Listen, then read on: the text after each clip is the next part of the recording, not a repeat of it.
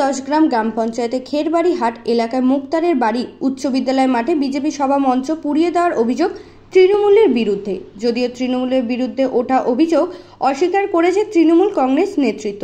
আজ অর্থাৎ সোমবার, যেখানে কোচবিহার লোকসভা আসনে বিজেপি প্রার্থী নিশীথ প্রামাণিকের সমর্থনে নির্বাচনী জনসভা হওয়ার কথা, কিন্তু তার আগে রবিবার গভীর রাতে সেই সভা মঞ্চ পুড়িয়ে দেওয়ার অভিযোগ উঠেছে তৃণমূলের বিরুদ্ধে। যদিও তৃণমূল সেই অভিযোগ অস্বীকার করে তারা জানিয়েছে এই ঘটনার সাথে তৃণমূলের কেউ জড়িত নয়, বিজেপির গোষ্ঠী কোন্দল এর ফলে এই ঘটনায় এলাকায় চাঞ্চল্য ছড়িয়ে পড়ে। এদিন সকালে ঘটনার খবর পেয়ে সেখানে পৌঁছে যায় সাহেবগঞ্জ থানার পুলিশ।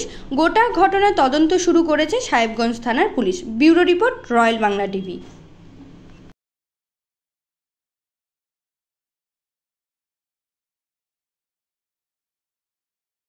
পঞ্চায়েতের মুক্তারের বাড়ি স্কুলে আপনাদের সভা হওয়ার কথা ছিল, সেখানে সভামঞ্চ রাতে নাকি পুড়ে দেয়। কারা পুড়ে, এ বিষয়ে কী বলবেন? দেখুন, আপনারা জানেন যে তৃণমূল মানেই চোর, আর চোর যা কাজ করে রাতের অন্ধকারে করে। চোরের যা ধর্ম, রাতের অন্ধকারে আমাদের যে সেখানে যে আজকে যে প্যান্ডেল বানানো ছিল আর কি, সেগুলো পুড়িয়ে দিয়েছে। আর রাতের অন্ধকারে আমরা দেখি বিভিন্ন জায়গায় ফ্ল্যাগ ফেস্টুন তারা কোথাও খুলে ফেলে, কোথাও আগুন লাগিয়ে দেয়। তো এইসব করে আরও ভাবছে এদের ভোট বাড়বে। আসলে এদের পায়ের তলায় মাটি নেই। আগামী লোকসভা নির্বাচনে মানুষ এর উত্তর দিয়ে দেবে। প্রথম কথা হচ্ছে, বিজেপির পায়ের তলা থেকে মাটি সরে গেছে। নিশীথ প্রামাণিক যেখানে প্রচারে যাচ্ছেন, মানুষ সাড়া পাচ্ছেন না। আজকে মানুষের দৃষ্টিভঙ্গিকে ঘুরিয়ে দেওয়ার জন্য, সহানুভূতি আদায় করার জন্য নিজেরাই নিজেদের প্যান্ডেলে আগুন ধরিয়ে দিয়ে তৃণমূল কংগ্রেসের ঘাড়ে দোষ করছে।